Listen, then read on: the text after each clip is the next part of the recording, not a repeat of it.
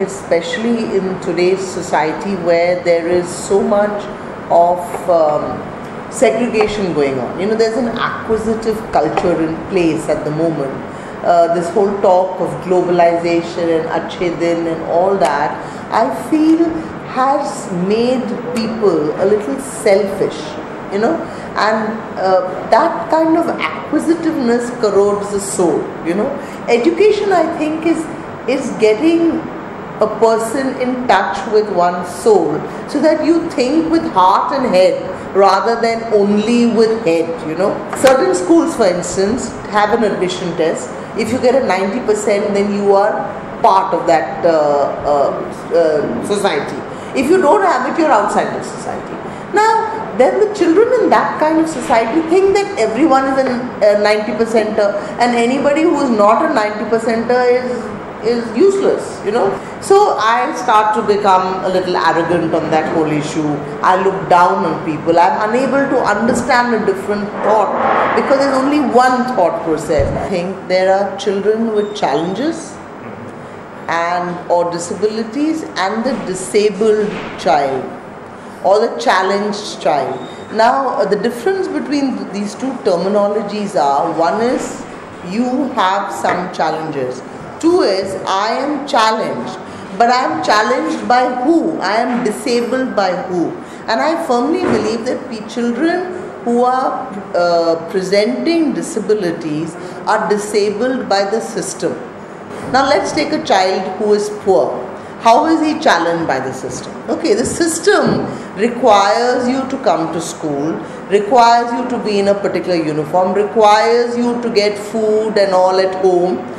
Follow a certain schedule at home so that you can come to school and follow a certain schedule. If I am physically disabled, I am disabled because your infrastructure disables me. I may be a crawler, but I can crawl all over the floor, and if you have clean floors, I can crawl everywhere. I can go to a toilet if it's a dry toilet, but if it's wet and dirty, I can't go into the toilet. Now you'll say, chalta nahi hai isliye wo toilet nahi ja sakta.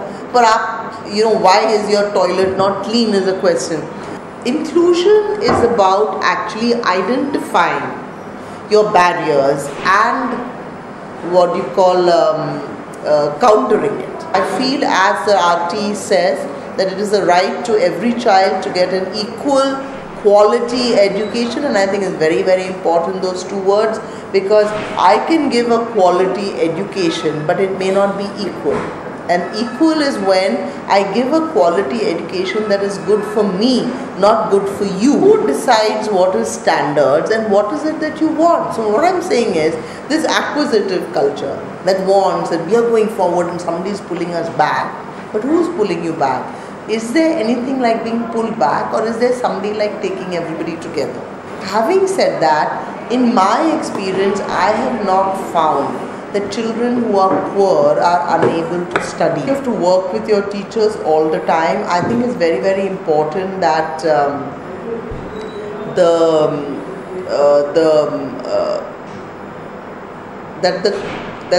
head has an idea, that the management has an idea, a core idea which we stick to all the time. Because the minute, suppose I have an idea, but if I go and somebody else is there and who doesn't share the same thoughts, then it starts to permeate down. I think it's very, very important that the head should be quite clear about what she wants. So, for instance, under RT you have access, admission. But then what happens to these children who are admitted, the 25% I'm saying? Are they still swimming? Are they winning? Or are they struggling? Have they dropped out? Every year I'll say I admitted 25, but what happened to the ones that I admitted last year? Are they still with you? Are they doing well? Are they happy? So these questions have to be asked. So yes, you have to continuously work on teachers through various ways. One is a daily interaction on top, philosophy, ethos of the school. All these are maintained by a vision statement, how we understand it and how we move forward. Very, very important part of inclusion is to pull all people together. Always to remember that. And who are these people that you pull together in a school at least? One is children. you bring them together, bring the diverse population, allow them to grow together, give them opportunity, give everybody opportunities to grow, to think. I think it's very, very important to let them think what they're doing, right? So that is one. Two is, of course, your staff, your management. The management should be on track. The teachers have to be constantly encouraged and given opportunity to think. Again, I'm saying, if I only talk about marks all the time, then my teachers will focus on marks. But if I talk on other things, then they will focus on other things. So we have to constantly encourage them to do that.